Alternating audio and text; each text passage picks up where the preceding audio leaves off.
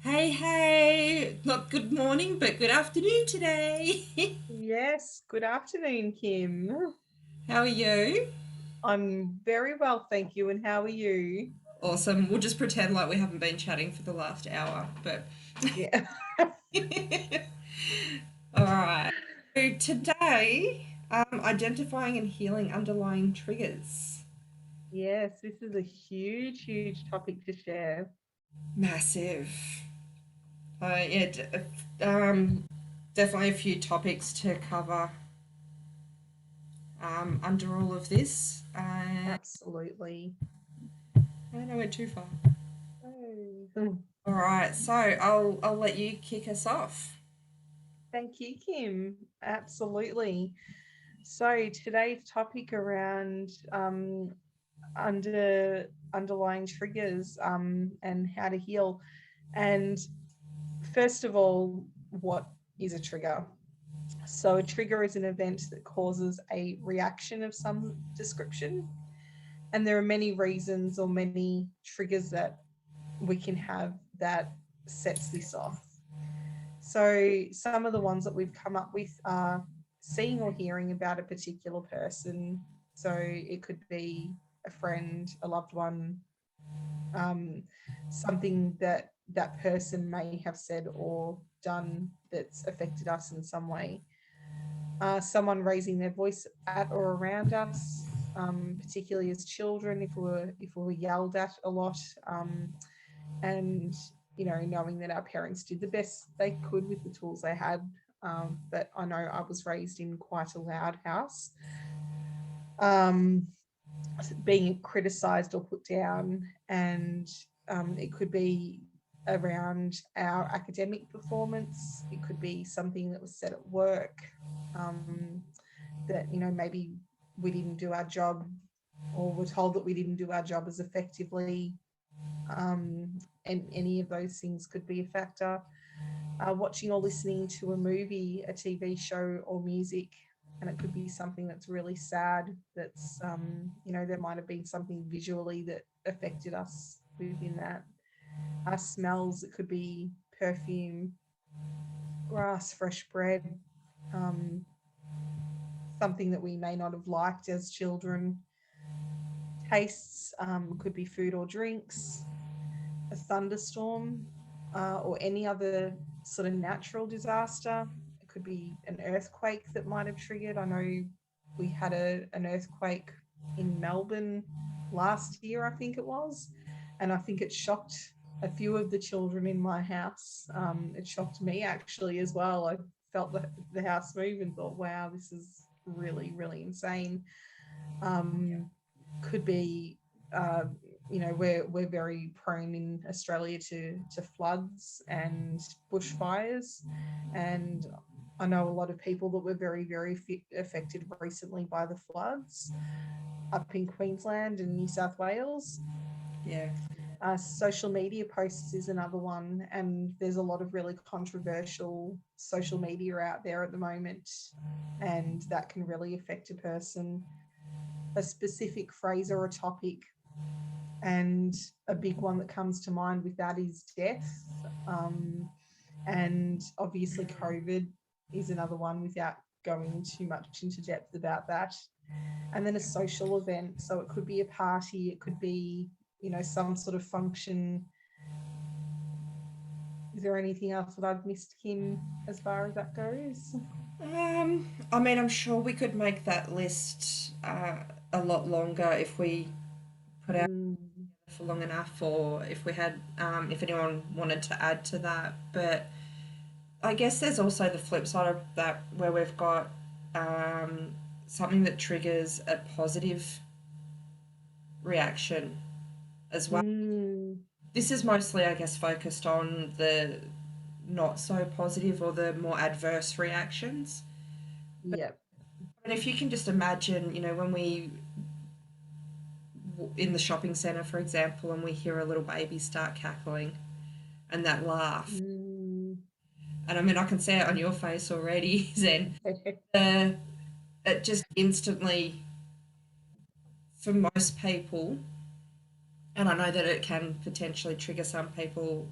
the other way. But it's just one of those really infectious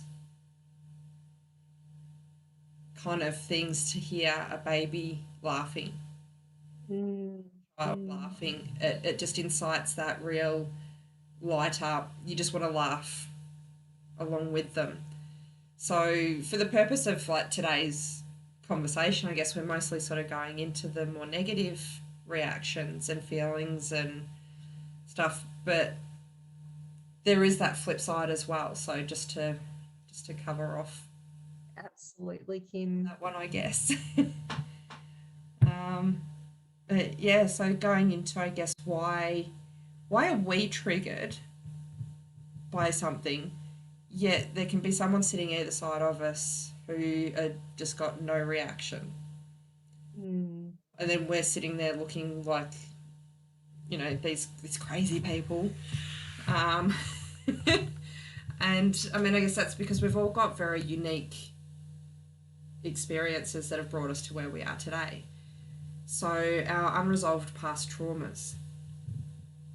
Now that could be, as serious as an assault of some kind, abuse. It can be a car accident.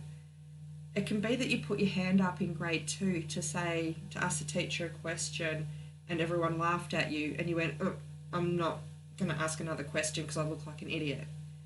So there's multiple little things that can mean that you're more susceptible to a future trigger than the person sitting next to you. Fears and anxieties can come back to that, and pain. So the certain needs that you've got, so the need to feel in control, the need to feel like you're being liked or loved, the need to be seen as competent. So just touching on that last one, to be seen as competent. Now, nobody's going to be competent at everything. There's a saying that if we judge a fish by its ability to climb a tree, it's going to think it's stupid. So holding on to that need is something that can then be a trigger for, if we go back just quickly to the previous slide, and there was the being criticised or put down. mm, You've done something at work and your boss turns around and says, that wasn't good enough, I need you to resubmit that. You may start to feel incompetent. You've been fantastic at the rest of your job. You've never had any other mm, at work perhaps, but this one thing can be a trigger stemming back from something that happened in your past, that unique past that only you have. So I guess going into that, so yeah, we've got then our biases, our assumptions, our tribal patterns. I'll just skip over the tired and sleep deprived for a moment. But our biases are when we're holding on to a particular belief, and we there's different types of biases. So you've got your confirmation bias. You'll actually be looking for information to prove your perspective, your point of view, kind of thing. Your assumptions generally fall back to what your bias will be. So you will see an event and you will judge it a certain way based on your beliefs. And the tribal patterning and programming. So, I mean, if you want to throw a few things in together, so, I mean, a lot of triggers people think of as just being one thing that happens that's triggered us. But, I mean, imagine you've got a trauma that was imprinted on you from early on, from a parent who withheld love if you weren't meeting their expectations, or you were doing something that went against their beliefs. So you've got that bias that has come from a bias that has come from your parents, and perhaps you've learnt something different and you're wanting to try and do something that goes against what that parent has instilled in you over the years. Then throw into that the fear of not being liked. Mm. Okay, so you're wanting to do something that goes against your parents' beliefs that did form part of a bias that you've held on to. So that in itself is scary to overcome. And then what happens if I do this or I tell my parents about this and they now withhold love? So that's where these triggers can actually become quite complex. It's not always just one key thing. Mm. And the deeper you dive on that and you start going into the feelings, which we'll get to that as well, but you start peeling away those layers of finding out exactly what's underlying Yeah. your picture. But I'll come back to, so we've got fear and anxiety. So fear we threw in on that one. So Yeah. fear of not being liked as an example. Anxiety is, I guess it's kind of like fear on steroids, and it's a more, um, so it's a more chronic situation. Fear can be more acute, where anxiety Mm. is generally more chronic, so a long term thing. So you can have things like social anxiety, which then goes back to those social events. So turning up to, your sister's wedding could be extremely triggering. But just the thought of going to this wedding, let alone walking in the doors, Mm. Mm. based on that anxiety, which then could still come back to tribal patterning, to a past trauma, to various aspects. You add into any of those scenarios, and you add in that you're sleep deprived and or in pain. Yeah. Mm. So as you know, being a mother of four as well, if you're sleep deprived or just really really tired or you're in pain, your tolerance levels just go out the window. Yeah. Mm. So if you're really tired and someone comes up and says, "Hey, do you want to go to your sister's wedding on the weekend?"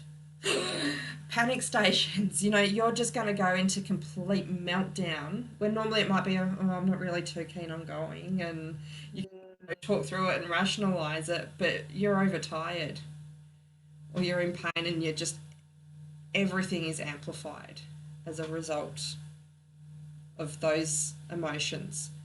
So if someone says to you, how come you're triggered but so and so isn't? It's a complex, Yes. and there's so many different factors that can come into play on why one person is more susceptible to being triggered by something than another person. Spot on, Kim. Yeah. Mm. I don't know if did you have anything else to add? Well, I was quickly going to just add in regards to biases that many people tend to lean towards a negative bias. That's right. Yeah. That was something we discussed earlier as well. So Yeah. we'll remember the we'll remember the not so great stuff over the better experiences, Yeah. and that can really impact and obviously be another factor in a triggering event. Yeah. And it's, we're looking for, in what's quite often perceived as a very dangerous world, we're looking to keep ourselves safe. Yes. Mm. So our brain automatically scans for dangers, hence the leaning towards a negative bias, Mm. I guess. Absolutely. Yeah. So it can serve us well. Oh, absolutely. And that's where we've got, a lot of catch 22s. You need to have some awareness of your environment, Yeah. and you do need to keep yourself safe. But, why is it that one person sees all these dangers in the world where, you can have someone walking down the street sort of looking around like this and all, nervous and freaked out, and you can have someone across the road skipping along like nothing's wrong. Yeah. Yeah. Absolutely. Same street, same risk factor, but someone's, I guess, more focused in on the all the negative things that could happen. Yeah. It's like you walk into a field and you just go, okay, so someone sees all the pretty flowers, and another person walks in and sees all the weeds. Same. Absolutely. So, everything comes down to, I guess, perspective, and there is a big element of our past in our brain chemistry and our makeup and our history and our experiences that shape that. Mm. We can slowly come to the other side with the right support and the right mindset. Absolutely. I guess support is one of the biggest things. So, yeah, having people that Yeah. believe in you and encourage you in the right ways Yeah. Absolutely. and help you process that stuff that went on earlier in your life. Yeah, for sure, Kim. It was pretty damn hard to do on your own. So, Very, very difficult to do on your own. yeah. Triggers in children. Yes. So, becoming aware of our own triggers and doing it with self compassion helps us to become more compassionate around what triggers our children have. And I've made a list of some of the early triggers, as you can see, and they include sleep quality, um, the amount of sleep our children have. Sleep is so important for our children's brains in their development, and having a lack of sleep, we know how it affects us as adults, but we all require a certain level of sleep. So that's a really important one to start with. And then we've got our routine, our structure of our day, how safe we feel, how secure we feel.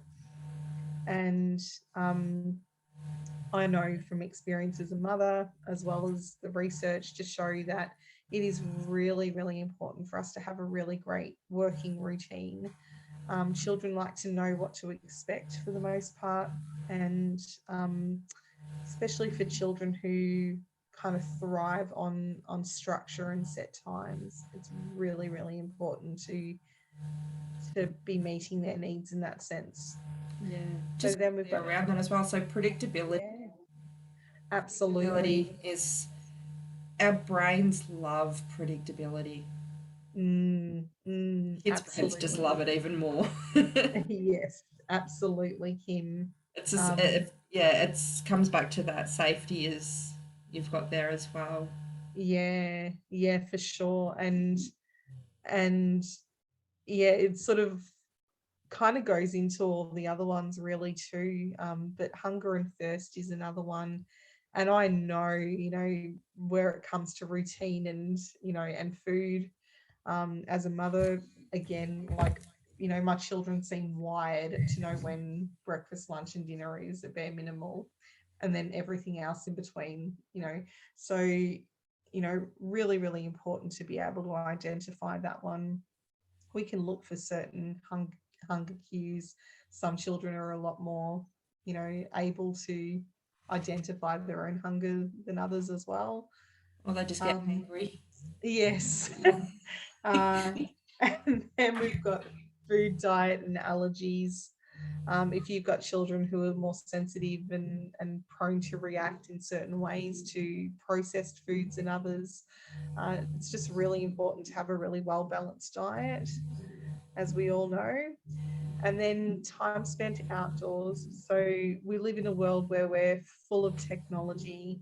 I know for us, screen time feels important to my children. What they don't realize is getting out, getting some fresh air, being in nature, getting exercise, running around and releasing that energy is, a lot more important.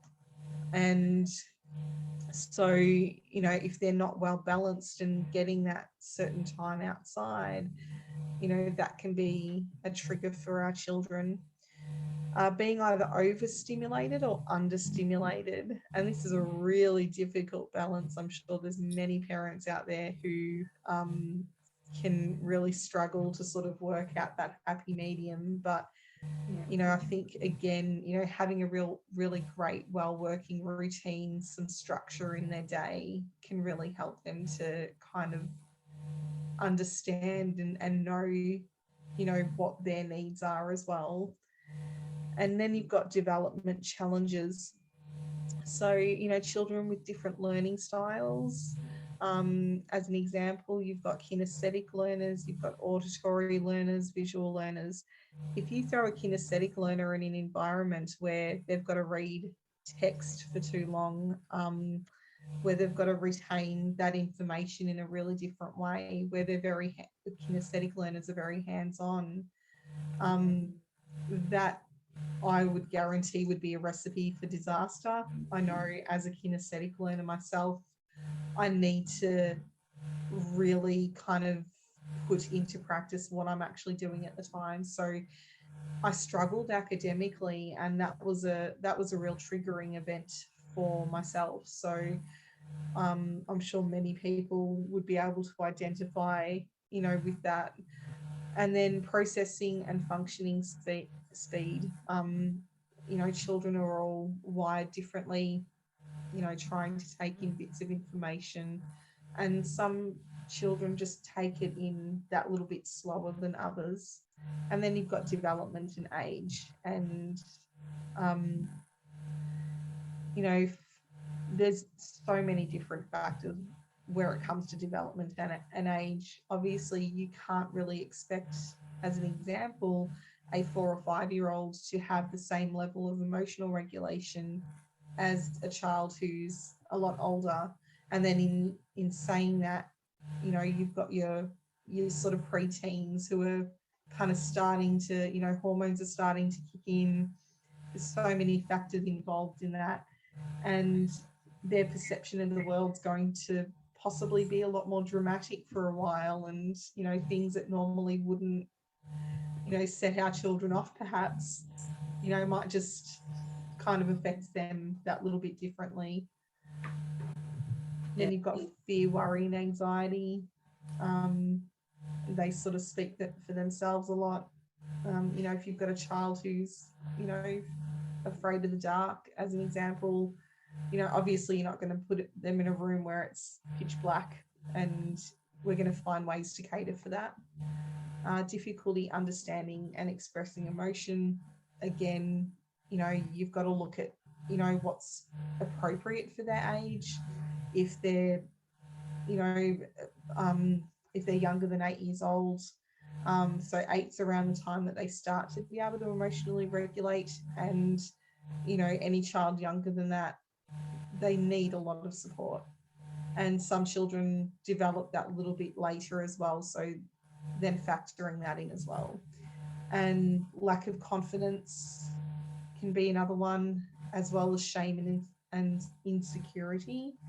And then looking at big life changes. And as we discussed earlier, Kim, there's so many life changes that can occur. There might be a new baby, there might be a big house move, might be changing, classes or changing schools. They might have a falling out with a friend, and to our children, that's a really big life change to, change friendships and change dynamics in that sense. So as you can see, there's a massive, massive, extensive list. And when we can understand where our children are coming from, then we can start to become a lot more curious about where they're at and what the event is or the situation is at the time that may have led to a certain behavior of some description. So we might ask ourselves some questions and get curious around what our child needs from us at that stage, what they're trying to tell us when they're, getting upset or frustrated or, angry or whatever that emotion is. What is the situation that they're experiencing? How is it different, or how is it more difficult than others?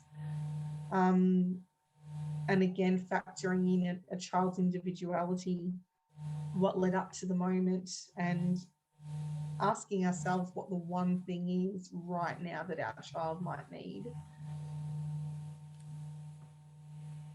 Yeah.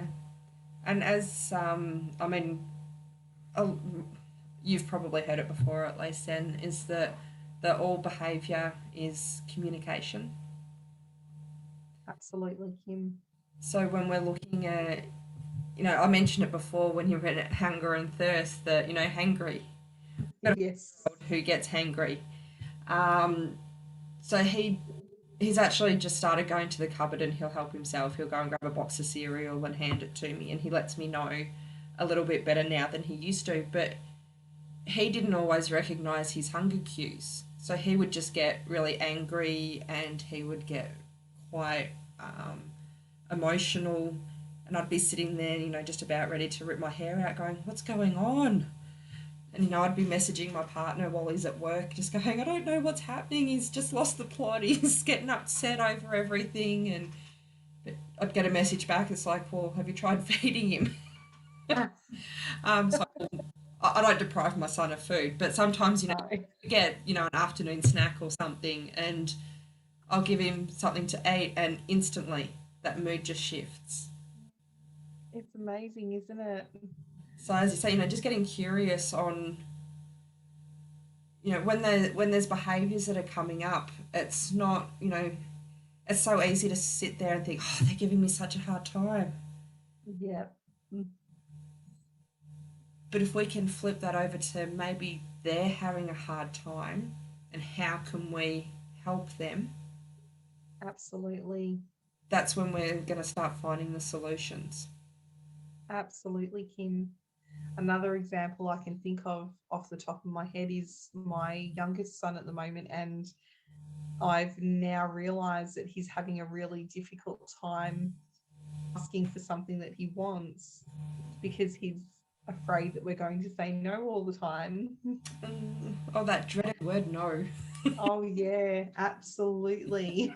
And sometimes it's a case of, at the moment, we're just trying to gently teach him that we can't always say yes to everything, but trying to help him through this situation, the challenge at the moment of, it's okay to ask for something, and just Yeah. reminding him constantly. So eventually, hopefully, he realizes that the worst that's going to happen is that someone's going to say no. Yeah, I mean that actually that lesson takes a little while, I guess, to. Mm, That's the worst case scenario, that someone says no. Um, yeah, if you turn around and ask for a drink, there might not be one available. So the answer's just going to be, oh, we can reframe it sometimes to, "I'll get you one shortly," but yeah, the answer just is no. You know, "So, that's right. can I have my iPad?" No. You can have it in the morning. You can have it tomorrow, but no, not now. Um, we're going through that one at the moment, trying to not have the iPad from a bit earlier in the evening to help with the bedtime routine. And yet, screen time is, we wake up in the morning and it's not come and give me a hug. It's he comes over and where's my iPad, mum? Oh yeah, Priorities. yeah. Priorities, right? Yeah. So, I mean, I think that's when you know that you've got a bit of an issue with screen time and a slight addiction Mm, to mm, that screen time is when it's the first thing that's, he'll walk in from daycare later today and it'll be the first thing he goes looking for. yeah. Mm, But he's at least had some time at daycare with friends and playing outside and doing all those things that we talk about as how absolutely. important things. So some amount of screen time is good. And I mean, we're going to be a computerized world. We already are. Oh, So absolutely. to some degree that they know how to use these devices and they probably know how to use them better than us at 4, but some know how to use them better than us Yeah. at 2. But Yeah. I don't doubt that for a minute. but yeah, it's definitely um, they're just little things, and it's a case of just sort of trying to get a bit of balance. Mm, It's- mm, That's why I love that picture. It's all about balance. absolutely. And I think understanding, you know, how our children are still developing, giving us more compassion towards their needs and what they're going through, and that what we perceive or might perceive as something not such a big deal, they're feeling it tenfold. Yeah, yeah. I mean, and their brains don't. I guess they haven't developed some of the same processing ability. I guess that we. Mm, Some of that isn't fully developed until you're around 28. So, I mean, I know personally when I first heard that number, I was shocked.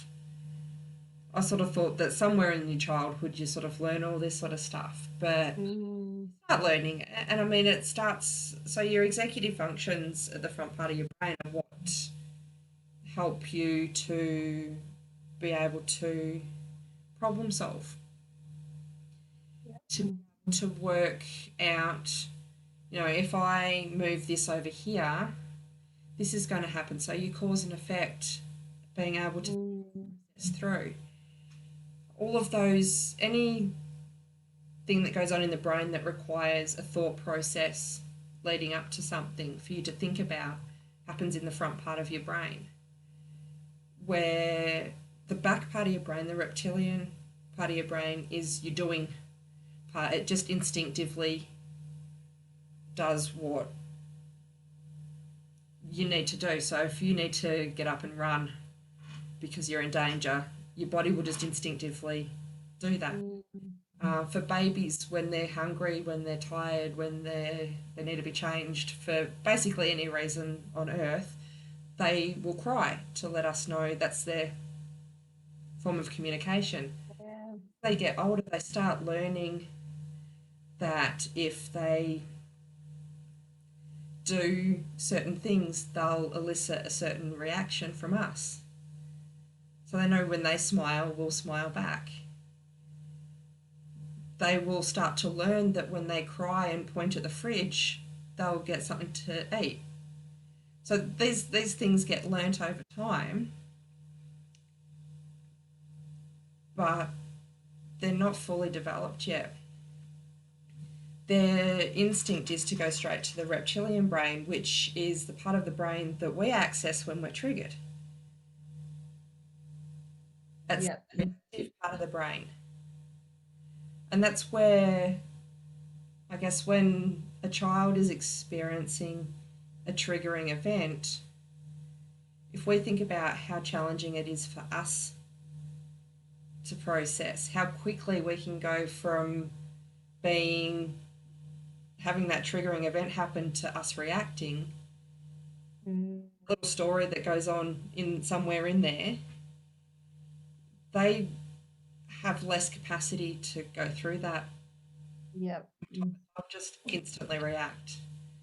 And that's where us sitting with them and just being there and holding them and talking through the process.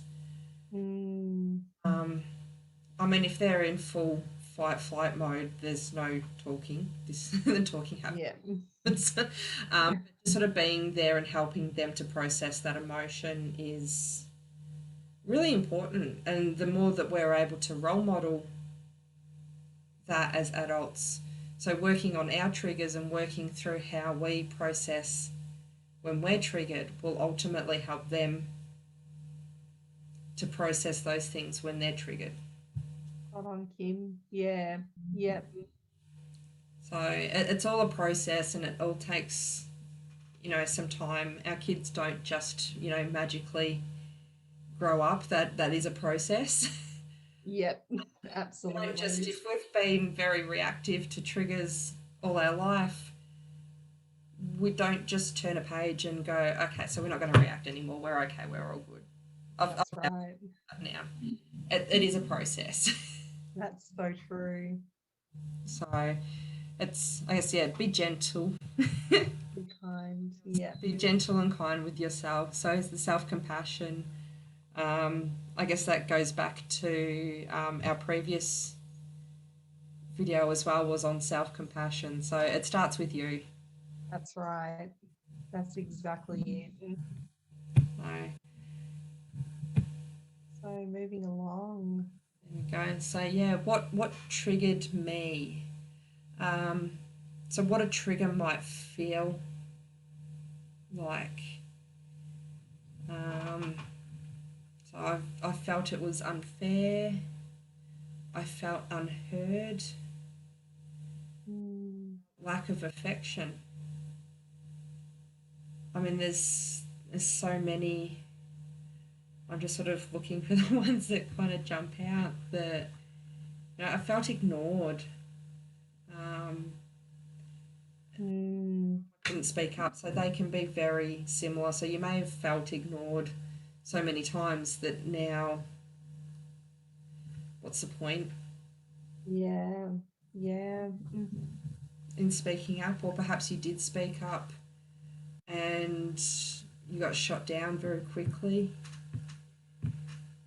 So yep. Mm, that created a fear around speaking up. mm, Um, so I felt I couldn't be honest. That sort of feels like one that stemmed from childhood. absolutely. I know, Absolutely.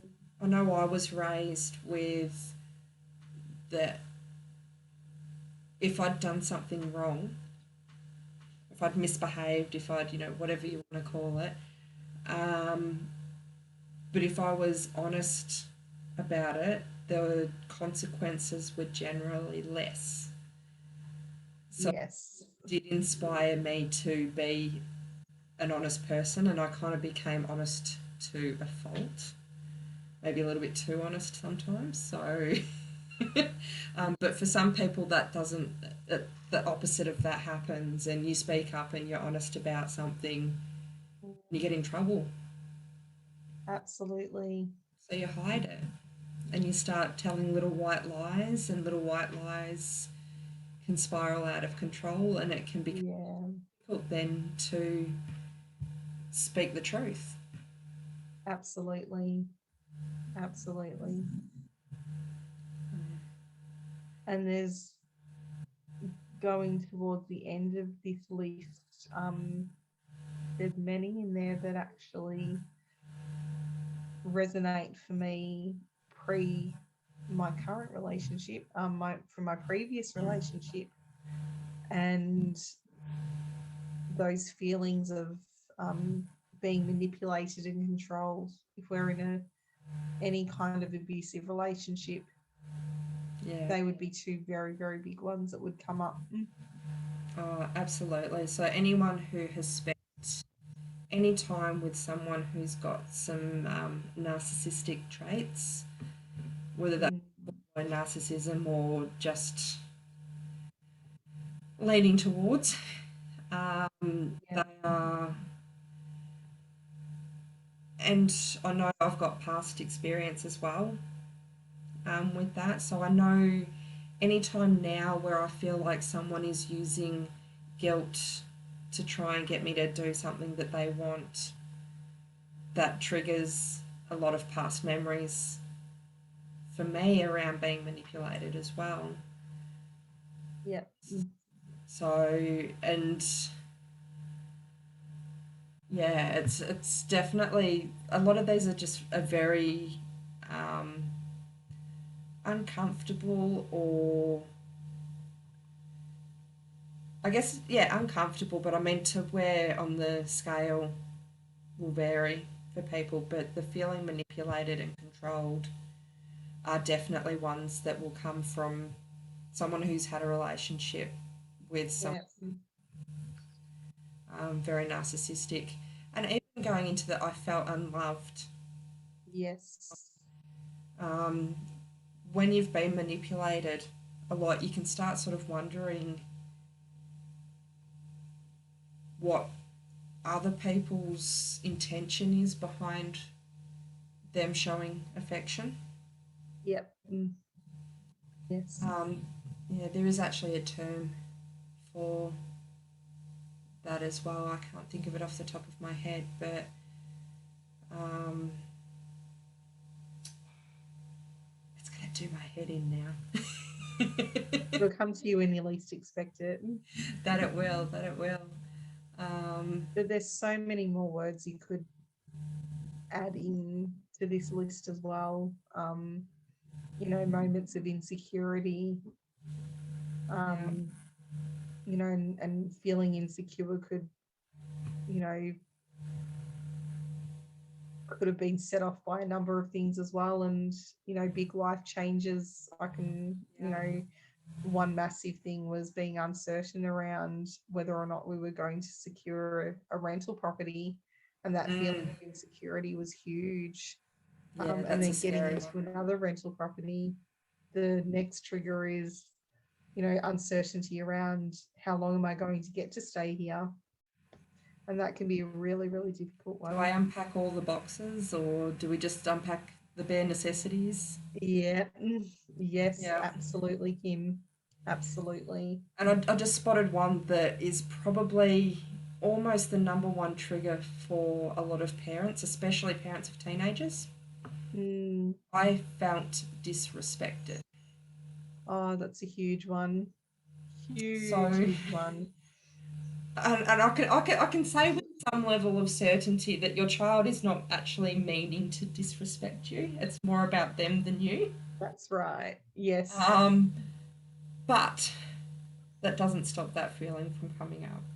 At the time, yeah, it can feel that way hugely so. I mean, I still remember, and there's still a few pangs of guilt around it, but we're working through that. But I still Yeah. remember my daughter, who I now know and understand a little bit more about her social anxiety and her Mm. challenges around communication, and would be having a conversation, and I'd be getting a bit angry or a bit upset at her over something, and she'd just turn around and walk off and go to her room. And I, instead of just going, okay, so she needs some space, I'll just let her go in there and we'll talk about it later, I'd follow her. Oh no.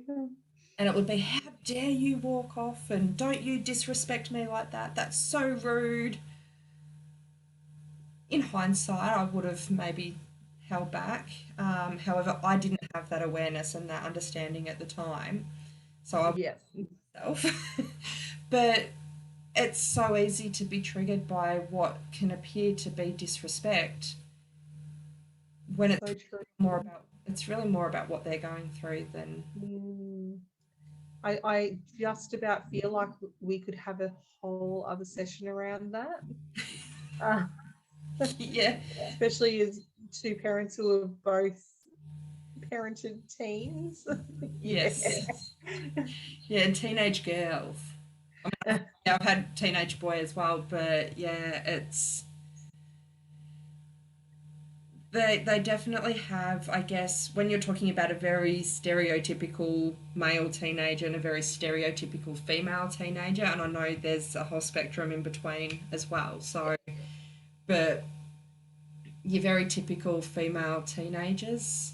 Uh, Definitely got some signature moves, I guess, happening. I haven't experienced the teen boys yet, so I'm yet to go through that process. Yeah, we I'll had let you some know what that's interesting. like. I won't embarrass him too much in case he watches or he's one of his friends or someone No, age. I'll leave him some self respect. might be a great idea. Yeah. Um, Yeah. but yeah, we can You probably. might then end up being the I felt like the bad guy. Absolutely. You know, some of it got sort of brought out for his 21st, but you know, we've got to. Maybe I'll save the Oh my goodness. rest. But yeah, as you can see, there are many. There are quite an extensive list here, and there's many more you Yeah. could add to it. So Yeah, and I mean, and as you can see, you start with one and you can link it to another one, or you can find mm, feelings that are underlying that. So, yeah, and yeah, the list is pretty endless, really, but this is a very good starting point. So that was from the Gottman absolutely. that we found that one. So they've actually got a lot of other great resources as well. Not that I want to, throw all our business away, but um, the Gottman Institute have actually got some really great resources if you're looking for more information on some of this. Absolutely. We can move along. Yes, let's move along. Your timeline. So, here, obviously, this is a timeline of a triggering event, and I had a bit of an example around this that I thought of earlier. So, as someone who's had clutter issues, this could, I'm sure this might resonate with a lot of people. So the example I have is a bit of insight around when I was younger, and the triggering event in this situation was one of my favorite childhood toys, and it was thrown away, and the associated emotions that came along with that was, having my favorite toy thrown away. Initially it was just pure sadness, like I was devastated, like I just lost someone, not just something. And then around that, to add to that, there was the fear. So it was the fear of, you know, I've had one thing thrown away. How can I trust this person not to throw something else away? Mm. And then the story that was created around that was, if they've thrown away one thing, they're going to keep throwing away more of my stuff. So then it's like, I've got to hold on to these things. I need to never let my stuff go. There's a fear that kind of adds to that. And so the reacting based on our emotions and story, as you can see, like it then escalates into, what if more people then throw my things away? What if I lose something that might be valuable to me? Or if I throw something away, then I might need it later on. And the this it almost recreates a new set of emotions, a new set of stories, or the emotions just come back each time I even think about the situation that's happened. So then what the potential is for it to trigger another person and then further trigger ourselves. And in this instance, going back to last year, I had a decluttering service that came in, and my immediate thought was, oh my gosh, they're here to help me obviously declutter, but they're going to start getting rid of stuff that means the world to me. And then in doing so, I unintentionally not only affected the people around me who were trying to support me, but I unintentionally actually projected my insecurity onto my daughter, one of my daughters. And so she then became very possessive about her things and doesn't like anyone touching her stuff at the moment. So as you can see, the cycle can really then, go back around to the start. So there's the possibility of the cycle repeating itself, of increasing, of exacerbating, or we could find ways to actually work through these triggering events. Yeah. So it's essentially sort of, I guess it is a loop that unless somewhere around the associating emotions and creating that story before our reaction, if we can associate new emotions and create a new story, then our reaction can diffuse that cycle. Absolutely, Kim. Absolutely. So, and I guess, that's something that I didn't mention it in the in this. It hasn't sort of come up, but it is something that I'll am including in the workbook that I've got is Mm, anchoring. yes. So being able to find a way to anchor a different emotion when that trigger happens. Yep. That has to happen outside of the triggering event. It's you need to have an awareness around that trigger Mm, and create an anchor, which essentially is being able to have a word, emotion, something, you can do something as simple as just touching your fingers together, putting your hand on a shoulder, mm, and you can link that then into a different emotion. yep. It's a little bit more complex than that, so we'll go into it in the workbook, and once that's up, I'll also put links to that in our group, which I'll put links Mm, to below this video. excellent. So when that's available, all the information will be there. But hopefully, we'll have some more resources ourselves Brilliant. to work through these things as well over time. Brilliant. Yeah, it is a pretty important, a pretty huge thing to work through, and I think, yeah, if we can work through our triggers and work through our past traumas and things like that, then we set the next generation up a little bit better than we were set up. Absolutely, Kim. Absolutely. Yeah. Was there anything else on that I you? think that pretty much covers that one. Yeah. Yeah, that's a fairly straightforward. Mm.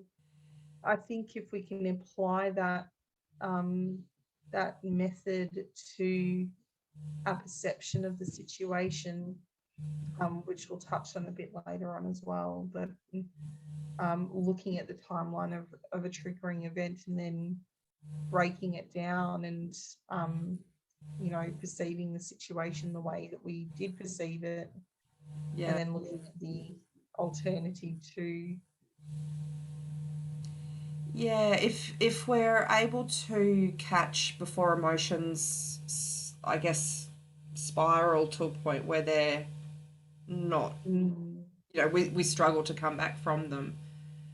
If we're able to, I guess you've got the observable event, so what, just the facts, cold hard facts without emotions attached, what happened, compared to the perceived event. mm, That's mm, that's with our own story attached, and then comes the emotions.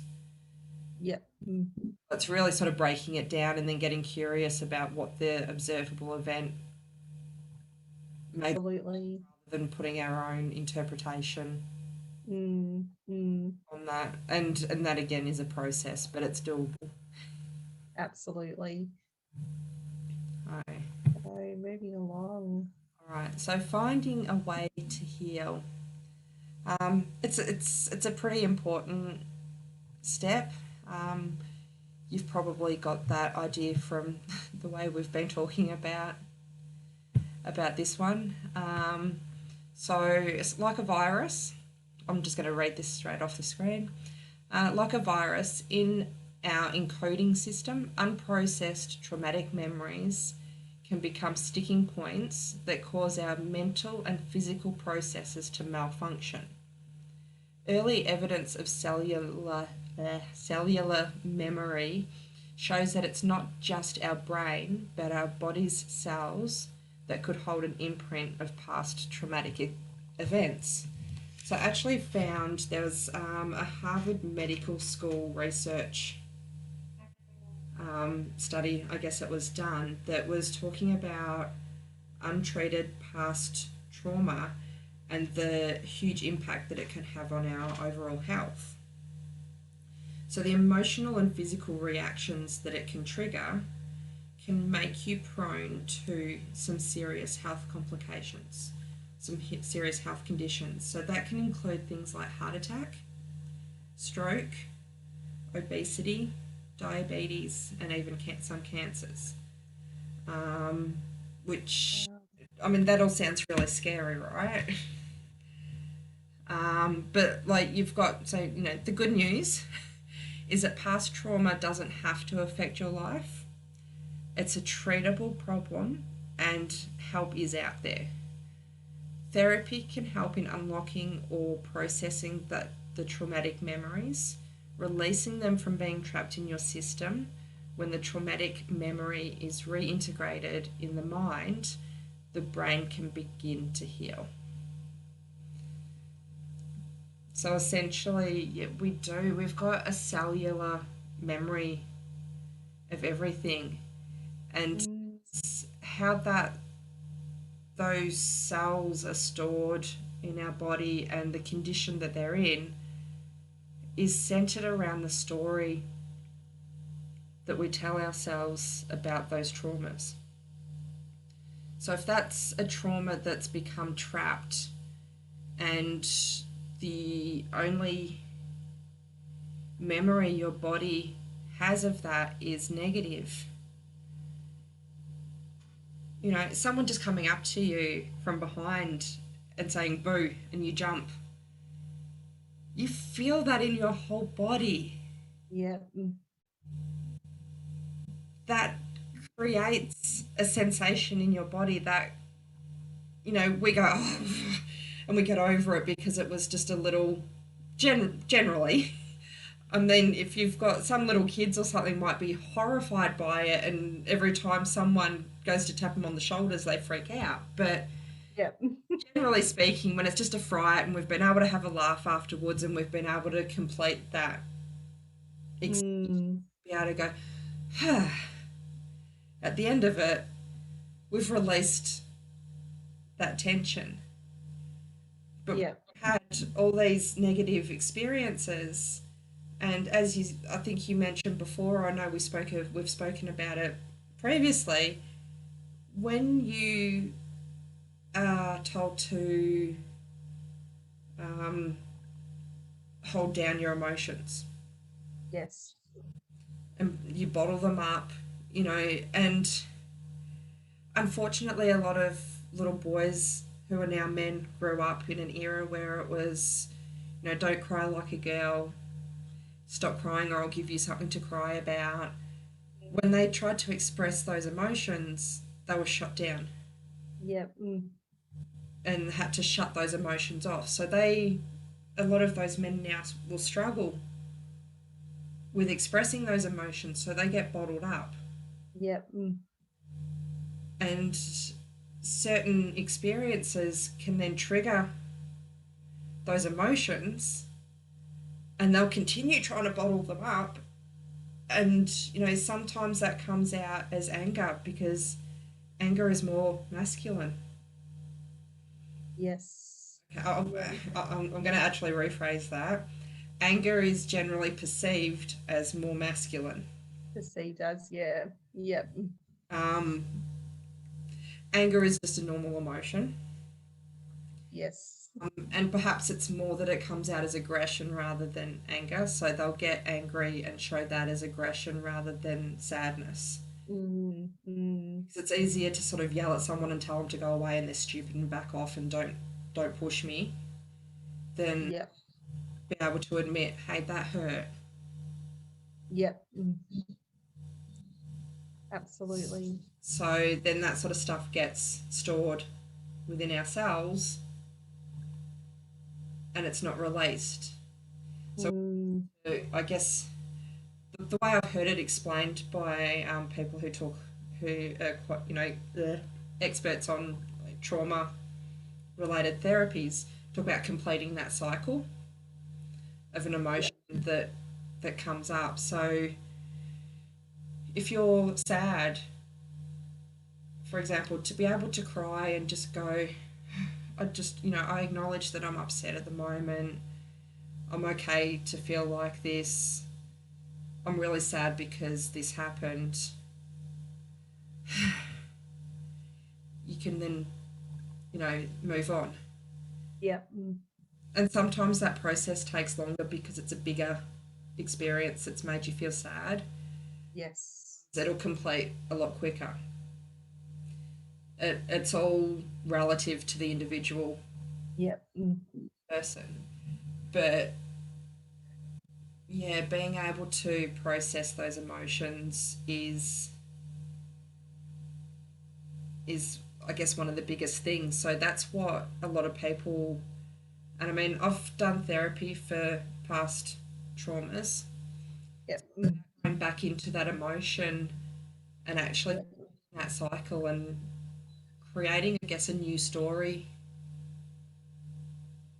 around that.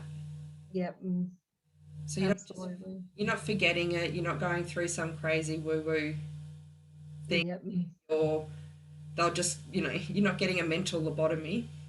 no, I can I can still go back to some of these experiences that I've done therapy around and yep, can recall the memory and but I've got a different story to them now.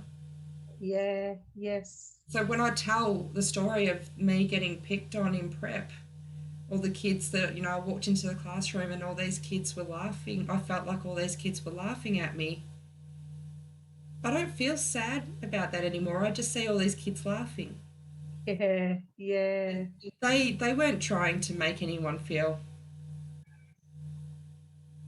bad or anything. So, yep, and I mean that took, a little bit of work, but things like that can be processed and turned around so that they're not things that someone starts talking about them in future or something reminds you of it, you're not back into that state of feeling humiliated or scared or we can go back to that list yes, yeah, these pages of all that I felt anymore because you've been able to process it. So yep, there's different forms of therapy that can help through that. absolutely. My research has kind of found that the best forms of therapy are around what's the word? Somatic. So it's within the body, so a feeling Mm, as mm, opposed to analysing it from a mental capacity. yep, So you need to actually be able to feel where in your body and feel that experience to process it. yes, Because your cognitive brain can rationalize it till the cows come home and they can make it all seem okay, but you will still be triggered unless you've really processed that emotion within your body as well. that's amazing insight, Kim. So, yeah, Amazing. I'm still learning and studying, and I would like to actually study further into some somatic healing process. Mm, We can be, I guess, even more helpful. It's absolutely. we talk about it a lot, but we can give ideas on different things, but to actually really be able to nuts and bolts help people process this as well would be pretty exciting. That would be so amazing. So, in the meantime, In the meantime, um, so it's really important to recognize that you have been triggered. Um, so working out the underlying reason, and again going back to visiting it from maybe using that cycle of triggering events, which we looked at a couple of slides ago. So getting some help for it. So it's, obviously some trauma is a lot deeper than others. And, really, being aware that you don't have to go through it alone. I know that, there's many people who often find that they feel like they have to go through it alone, that they'll, that they can sort it out and they'll be okay. Um, and, it's, it's a possibility that they may be able to work through it, but I think, sometimes having that outside person to kind of help us process that event or situation differently. And then noticing the physical signs. So I think, as mentioned in the previous slide, the things um, that come up that then can impact us physically. So, developing things like diabetes or, you know, it's sort of that whole thing around, like, if you're grieving a situation, that, I know for me, I actually put on a fair bit of weight, and, things like that can be avoided by, realizing those cues and seeing what's going on.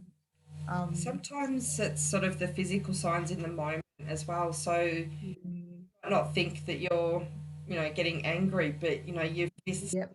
under the table, or your eyes would start twitching, Yes. start to blush, Mm, or shaking. Like I remember having, triggering events that was so intense that it was like I was shivering, like I was cold, but I wasn't cold. So absolutely. shaking is another.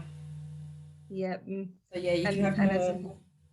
mm, Sorry. as parents as well, I think, that whole, like, burnout situation, when we're sort of suppressing it for so long, that we then start to feel it exacerbate in other areas. And I know for me, I tend to feel a lot in my throat. So Yeah. anxiety or stress comes up in my throat a lot. Like, I literally feel like I'm choked up, and, that sort of struggle to breathe, panic, when panic sets in, um, it's usually felt sort of around my stomach, and, the nerves and the anxiety sort of comes up in those areas. Yeah. But exactly what you said, Kim, as well, about those immediate signs that we often don't think about. Um, so it's important to remove yourself from the situation if it's appropriate to do so. If you can, take some time out. If it's to do with a person's actions, if it's, again, if it's safe to do so, to let them know. So being able to speak to them about it, and then trying to consider the other person's perspective. So being compassionate towards that person, ask questions, getting curious, and mindfulness around the situation. So to observe the feeling, the events, the situation, the feelings without attachment, or that feeling of guilt and shame. Just looking at it from a non-biased perspective. Um, Something you mentioned earlier, Kim, was, as an example, as a child,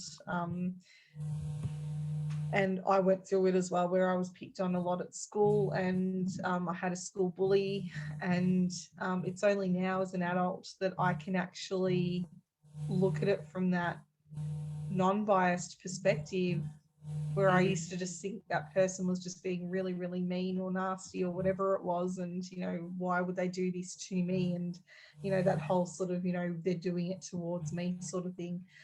Um, as an adult, I can now sort of flip the script a bit and go, okay, well, maybe that person had a really hard time at home. Maybe their home life was not ideal, or, yeah, that, you know, this might have been something that's, a tribal pattern for them, or, a conditioning on their part. I don't know what that person's gone through. So having compassion and yeah, not necessarily being able to ask the questions, obviously, directly to that person, but just seeing it from a different perspective. yeah. I mean, there's a huge link between bullying and home related issues of Mm, some description. absolutely. So, and just yeah, going back to that, if a person's actions that you could tell them if it's safe to do so. So I've had some different things that have happened in previous relationships, and I know my partner would say, you know, not perfectly healthy relationship now, but he would say something to me, and my instant reaction was, am I being manipulated? Am I being controlled? Am Yeah. I being, and initially in the early stages of our relationship, I would just react, and I would get very defensive, and there was maybe a little bit of self sabotage going on in the early days. When now my response, if I feel like I've been triggered a little bit, is, "Ooh, that just brought up something for me," and I actually thank him for raising that, because to me now I feel like you've just highlighted a trigger within me, which is a past trauma, which is a past event that I need to work on. So it's taken time to get to that. That's not an overnight realization. But for me to now be able to go, hang on, that doesn't feel right. What does he mean by it? Could he mean something different? Let's ask the questions. Let's investigate what's actually going on. And then, I do generally tell him, the reason I got a bit, I've asked so many questions, and the reason I've gone into this was because it did bring up some stuff for me. And that's not on you, that's not your fault. That's just something that's happened to me. So, it's great now that I know something else that I can work on. Beautiful, Kim. Yeah, that's so profound. And yeah, like it can take a little while to get to that point, but having at least that awareness around Yeah. this to sort of go, hang on, no, this person actually does love me. They've got a great deal of respect. They're a good person. Let's see what they mean before we, arc up back at them, because Yeah. perhaps, just maybe, that wasn't their intention to upset me. That's right. Yes. Yeah. So, Beautifully said. but yeah, there's a lot. Oh, we could really talk about this for days. Um, just some Beautifully. strategies, I guess, around calming the mind and body. So, Mm, I guess one was the awareness, the being able to talk to someone. Um, as you said before, Zen, the seeking help. yeah. Getting help from either a therapist or a coach, or someone who's got some knowledge, experience, qualifications, training, Mm, the particular kind of triggers that you've got. yeah. Um, I guess if they've got some, ideally, and I mean, you can't, it's a bit hard to, I guess, find out from your therapist. They're not going to give you too much information, but Mm, been through something similar and they've found a way through it, yes. Yep. is, going to be the best person that you'd be able to speak to if there's a way of, you know, most therapists don't wear their heart on their sleeve and tell you what they've been through too much. There's, Yeah. um, but yeah, definitely seeking help. Some getting a therapist Mm. who, you know, they're going to be able to. You can tell them everything that's happening, and it seems all rational to you because you're caught up in the moment and you're upset by it, and it's affecting you with good reason. So we're not minimising. Mm. But someone who, from the outside looking in, can say, "But what if? Did you consider this sort of aspect? Could they have meant this? Could this have?" And you can just sort of start to untwist it a little bit and start seeing, you know, a bigger picture, a clearer picture, perhaps. It's sort of like, you know, putting on a pair of glasses. You can see things a little bit Yep. clearer when you've got another perspective Yep. That's right. coming in. So, um, remove yourself, that was another one, and the mindfulness. I love mindfulness for everything. Um, Yeah. if you're able to slow your thinking down and almost remove yourself from the situation emotionally. So just parking the emotions, not squashing them down and not processing them, just parking them for a moment and taking a few deep breaths, which I'll go into here as well, and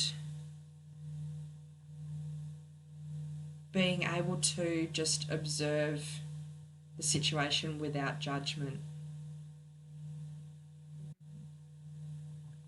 It's just seeing it for exactly what it is. Let any feelings, let any emotions that you've got as they come up, just let them come in, acknowledge them, let them pass. Going into a little bit meditation there as well, but they're pretty close. Yep. Um, but just accepting different thoughts as they come up without analysing them. Yep. And if you start feeling yourself analysing them, have a laugh at yourself. But that's okay. Yep. Human. It's part of me, and I'm human. I've started to analyse this, and that's not what I'm here for. So let's just try this again. I can see that Yep. emotion. I can see that. We'll let that pass, and let's look at this again. So, you know, they call mindfulness and meditation a practice for a reason. Yeah. Absolutely. It's not about having no thoughts, it's about trying to find clarity within your thoughts and not passing judgment on your thoughts. So true, Kim. Yep. So, um, again, there's another whole, we could do a mindfulness exercise around a lot of this. Can use it a lot in coaching sessions as well, I guess. Or Absolutely. if you find you're able to do it yourself, then that's absolutely fantastic. Um, I definitely encourage people to look into mindfulness more Yep. as a great tool for Yeah. um, managing situations better within the moment. Yeah. And it's And absolutely okay that it doesn't come naturally to everyone. oh, absolutely, like that's, you know, back to self compassion. Yeah. That, you know, you are a human being. Your brain is wired to think. Yes. So it will process a million thoughts a minute. Just let them pass. Like, acknowledge Absolutely. them, let them pass. They're there. You know, if you have to stop That's and right. write something down because it just keeps coming up, stop and write it down. That way you don't have to. I mean, the main reason things keep cycling back and you keep remembering them is because you're scared that you'll forget them. Mm, mm, I mean, back to, you know, trauma and being triggered, that's half the reason why so many of these traumas are trapped, is because if we forget them, and this happens all subconsciously, but if yep. we let that go and we forget it, and the same situation arises, how are we going to know how to protect ourselves? That's right. Our brain is telling us we need to keep thinking it, keep thinking it, keep thinking it, keep thinking it. Yeah. But I mean, what we're doing to ourselves in the process is just driving ourselves insane. Yep. And if that situation comes up again, I can guarantee you, your body and brain will know what to do in the moment. It's Yep. okay to let these things go. Absolutely. Not always easy, but it is okay. You will be okay. Yeah. So yeah, breathing. um, Breathe. I need to probably do that more often. I've got it tattooed on my arm. Um, but deep breaths, deep meaningful breaths, to Mm, it increases the oxygen within your body, and to your brain. So your brain yeah. in that flight mode, you can have more oxygen up to your brain. Slows down your heart rate. Yep. So that then in turn calms down your body and your mind to a state where you can access your logical part of your brain again. Yep. So instead of being back in this reptilian part of your brain that is just all action stations, you can come back to the front part of your brain and logically process what's happened. Self, self care and self soothe. That was a mouthful. That was a mouth. You know, you can give yourself a hug. You know, you might feel silly, but you know, if you're at home and no one's around, don't underestimate the power of actually just giving yourself a hug. Self hug. Yeah. Pretend that it's a child or a loved one, and just focus all that love into yourself. Um, Warm cup of tea or coffee if that's your preference. Take a bath. It's nice and relaxing. Add some bubbles. Absolutely. And then it's something creative. So anything that brings a calm or content feeling. So doing things creative. So you've got drawing, painting. I think you mentioned crocheting and knitting. Oh yes, crocheting and knitting. There's actually research done on it to um, show that it's actually really quite therapeutic. The whole art of holding a needle in your hand, sort of thing. So um, obviously not something that's for everyone, but even like a loom, one of those um, looms can, and they're really easy to pick up and learn how to do as well. So Yeah. um, I art journal as well, getting to that creativity. Yeah. Art journaling's really, really beneficial, and anything really art related, Kim. Yeah. Well, touching on journal, and I know we don't have it there, but gratitude journal. Yes, So absolutely. gratitude is, um, yeah, that's pretty huge, and that's a whole nother topic in itself as well. But Absolutely. you know, if you get to the end of the day, and you can write down just three things that you're grateful for that have happened Mm, yeah, during that day. because it gives us that instant release of dopamine that we Yeah. all need. I mean, teach your kids gratitude. Make it a habit to, once or twice a week, sit around the dinner table and talk about what you're grateful for. Absolutely, Kim. Now, if they're not Absolutely. old enough to join in yet, they're learning, Yep, for and they sure. and they will join in because they're learning, and they can feel our feelings. So if Yeah, we're feeling that rubs off on them as well. So absolutely. yeah, gratitude is that's a pretty massive That's a great self care one to add in. one. And another one that isn't in your self care list here, which I think was really, really important, is just getting out in nature. Yes. Nature is such a great um, is it endorphin? Is that the one I'm looking for? But just, being able to connect with nature. I went to a beautiful waterfall the other week, and um, just being able to sit in that tranquil moment. And if you're whether you're an amateur or budding photographer, take some photos. You know, just find something really, really beautiful to admire and just Yeah. sit and be in that moment. Oh, I could almost feel myself sitting on the grass against a tree and just the river going by. Oh, it's beautiful. Anyone who can visualize, even if you can't get out into nature, Visualizations, yeah. visualizing it. I mean, you are nature, so you're already in touch with nature. Yeah. Yeah, getting out and in Yeah. amongst it as well just adds that next wow factor. And Yeah. fresh air. You're getting that fresh air into your lungs as well. Oh, yeah, no, that's a great one. Thank you for adding that one in, Zen. Moving, so dancing, singing, going for a jog. I'm not much of a runner, so I might go for a walk, but any movement really that breaks that stuck feeling that you might be experiencing. So when you feel triggered, there's you've got fight, flight, freeze, fawn. You've got multiple reactions that you might go into. So a lot of people will freeze and just don't know what how to react, what to do, which way do I turn, what do I say. As you mentioned before, with that choked up feeling as well, that can sort of stem back to the I felt like I couldn't speak up.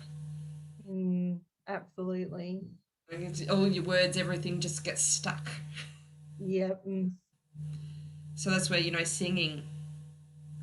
Put on the radio, find your favourite Spotify channel or playlist, Yep. dance like no one's looking, sing at the top of your lungs, and just move those emotions through. Yep. And I mean, you ultimately then you're breathing, you're adding oxygen, you're doing all those things that help Mm, what you're going through. Um, beautiful. Last one I've got here, and I mean, I do have a longer list, but I probably could have spoken all day Oh, absolutely. on some of these. So yoga was the last thing that I included on here. If you know some yoga poses, or maybe you're a seasoned yogi, um, the art of yoga is it helps you focus in on the sensations within the body, Beautiful. help release some of those toxic emotions that are going on. And you're outside of your head and your thoughts in a sense of the external world. You sort of come Yep. into within your body and you're just feeling what's happening within your body instead. So, yeah, it was a good one for connecting there. Excellent, Kim. Did we have anything else to add? Oh, nothing I can think of, but I'm sure other people would be able to add to our list. And Oh, I'd love to hear, from others. I'm sure they absolutely. can make a comment in when this goes up on YouTube. And Yeah, absolutely. Comment below with anything. yeah, Yep. Um, yeah, and then last one, and I don't know if I moved this, whether it moves it on the recording as well, but just some places to contact if you're struggling with any triggers. So don't let them bottle up and fester and cause anything no, extreme in the moment. Talk to someone. If there's no one that you can get hold of that you know straight away, then there are a number of phone numbers and websites and different places that you can go as well, just to get some help in the moment to help you through that intense emotion during a time definitely. triggered. Um, so, forgot. Yeah, Lifeline. My mum actually used to work for Lifeline, so I know that they're How beautiful. a good service. So I've called Lifeline a number of times. I have definitely utilized Lifeline. So they're all yeah, really, really great contacts that are included in this list. And yeah, yeah, definitely, like you said, don't feel like you have to go through it alone. Reach out, make sure that you speak to someone. There will yeah. be someone who will understand and who will care. And that's what they're there for as well. So I mean, even if you get on the phone and just go, "Oh, I feel really silly saying this," but it's not silly. If you've No, got to the point where you feel that you need to make one of these phone calls, it's not silly, and they want to help you. absolutely, Kim, 100%. So don't ever hesitate in calling one of these numbers. That's what they're there for. Yeah. So, and then yeah, so we can unveil or we will be starting a 6 week masterclass soon around this particular topic. As you probably heard going through all of this, there's so many areas that we can elaborate on. And this masterclass gives us the opportunity as well to have conversation around what your particular triggers are. We'll do some activities and some challenges, I guess, per se, on how we can identify your triggers and some ways of creating a happier and healthier life for you. So, Absolutely. as we said earlier, every individual has had a unique experience that brought them to where they are today. So there's not one size fits all when it comes to this kind of topic. So we've covered as broader range as we can here, but with Absolutely. um, more people.